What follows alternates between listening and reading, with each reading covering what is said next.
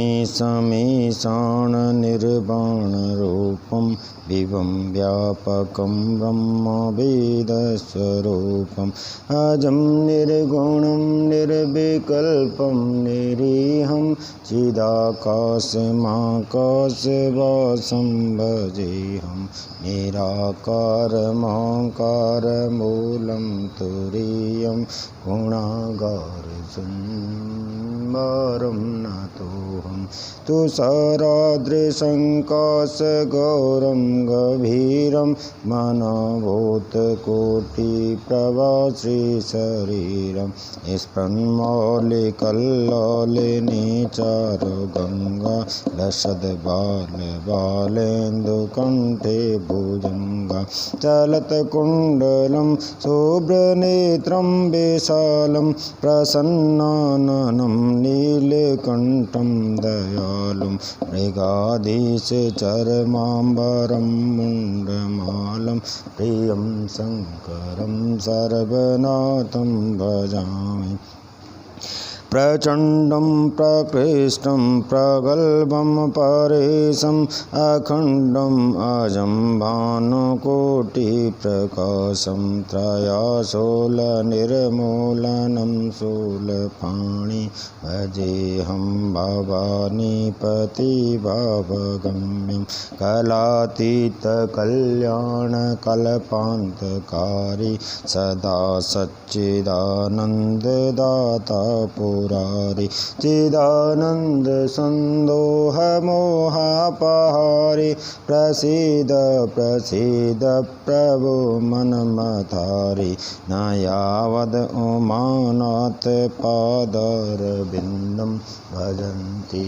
है लोके परिवानराणां न तावद सुखं शान्ति संतापनाशं प्रसीद प्रभो सर्वभूतादिवासं न जानामि योगं जपं नैव पूजा न जानामि योगं जपं नैव पूजा न तोऽहं सदा सर्वदा सम्भूतोऽभ्यं जराजन्म दुःखो गता तप्यमानं प्रभो पाहि आपन् नमामि शम्भो नमामि शम्भो नमामि शम्भो नमामि शम्भो नमामि शम्भो रुद्राष्टकमिदं प्रोक्तं विप्रेण हरतोषे ये पठन्ति नरा भक्ता तेषां शम्भो प्रसीदति। तो इस प्रकार से ब्रह्मा जी कह रहे हैं कि हे मुनिगणों, एक दिन की बात है, देवी सती एकांत में भगवान शंकर से मिली। उन्हें भक्तिपूर्वक प्रणाम किया। दोनों हाथ जोड़ करके प्रभु शंकर को पूर्ण प्रसन्न जान करके विनीत भाव से खड़ी होकर के दक्ष कुमारी सती भक्ति भाव से अंजलि बांधकर खड़ी हो गई कि वंदे देवमापतिं सुरगुरुं वंदे जगत्कारणं वंदे पन्नगभूषणं जगदरं वंदे पशूनां। सती ने कहा कि हे देवादिदेव महादेव, करुणा के सागर, दीनों पर दया करने वाले, मुझ पर कृपा कर। रजोगुण, सत्वगुण और तमोगुण से परे आप, निर्गुण भी आप हैं, सगुण भी आप हैं, सबके साक्षी निर्विकार प्रभु। आप अपने भक्त वत्सलता से प्रेरित होकर के हे भगवान मेरे पति हुए हैं। नाथ, मैंने बहुत वर्षों तक आपके साथ विहार किया है महेशान, इससे मैं संतुष्ट हुई हूँ और अब मेरा मन उधर से उठ गया है। हे देवेश्वर, अब तो मैं उस परम तत्व का ज्ञान प्राप्त करना चाहती हूँ जो निरतिशय सुख प्रदान करने वाला है तथा जिसके द्वारा जीव संसार दुख से अनायास उद्धार पा लेता है। जिस कर्म का अनुष्ठान करके विषयी जीव भी परम पद को प्राप्त कर लेते हैं और संसार बंधन में न बंधे हो, उसे आप बताने की कृपा करें। इस प्रकार से कहते हैं। तो ब्रह्मा जी कहते हैं कि इस प्रकार आदिशक्ति महेश्वरी सती ने केवल जीवों के उद्धार के लिए जब उत्तम भक्ति भाव से भगवान से प्रश्न किया तो शिव ने अत्यंत प्रसन्न होकर के इस प्रकार से सती को कहा। क्या कहा? सब भगवान शंकर बोले, देवी दक्ष नंदिनी, हे महेश्वरी सुनो, मैं उसी परम तत्व का वर्णन करता हूँ जिससे वासनाबद्ध जीव तत्काल मुक्त हो जाते हैं, जिससे तुम विज्ञान को परम तत्व जानो, और विज्ञान वह है जिसके उदय होने पर मैं ब्रह्म हूँ ऐसा निश्चय हो जाता है। अर्थात सामान्य भाषा में अगर कहा जाए तो ज्ञान की विशिष्ट अवस्था को विज्ञान कहते हैं। इस प्रकार से कहते हैं, इस त्रिलोकी में उसका ज्ञाता कोई बिरला ही होता है। वह जो और जैसा भी हो सदा मेरा ही स्वरूप हो, साक्षात परब्रह्म परमात्मा है। उस विज्ञान की माता मेरी भक्ति है। जो भोग और मोक्ष फल प्रदान करने वाले हैं वह मेरी कृपा से सुलभ हो जाता है। भक्ति 9 प्रकार की बताई गई और इस प्रकार से जो है भक्ति और ज्ञान में कोई भेद नहीं है। भक्त और ज्ञानी दोनों को सदा ही सुख प्राप्त होता है। जो भक्ति का विरोधी होता है उसे ज्ञान की प्राप्ति नहीं होती है।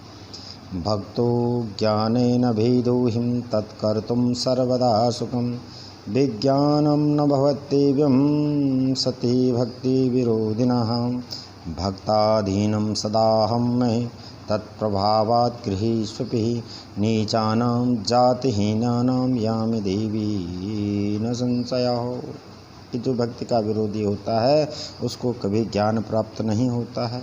देवी मैं सदा भक्त के अधीन रहता हूँ और भक्तों के प्रभाव से चाहे जातिहीन है चाहे नीच मनुष्य है उसके घर भी चला जाता हूँ, इसमें कोई संशय नहीं है। भक्ति सगुणा और निर्गुणा 2 तत्वों में होती है। हे देवी तुम मन लगाकर मेरी भक्ति के पूर्वक 9 अंगों के पृथक पृथक लक्षण जानो। ऐसा कह रहे हैं कि श्रवणं कीर्तनं चैव स्मरणं सेवनं तथा दासं तथार्चनं देवी वंदनं मम सर्वदा सांख्यमात्मार्पणं चेति नमांगानि विदुर्वदाः। होते हैं इस प्रकार से भक्ति के 9 अंग माने गए हैं पृथक पृथक। जो स्थिर आसन से बैठकर तन मन आदि से मेरी कथा कीर्तन आदि का नित्य सम्मान करता हुआ प्रसन्नता पूर्वक अपने श्रवण पुटों से उसके अमृतोपम रस का पान करता है, उसके इस साधन को श्रवण कहते हैं।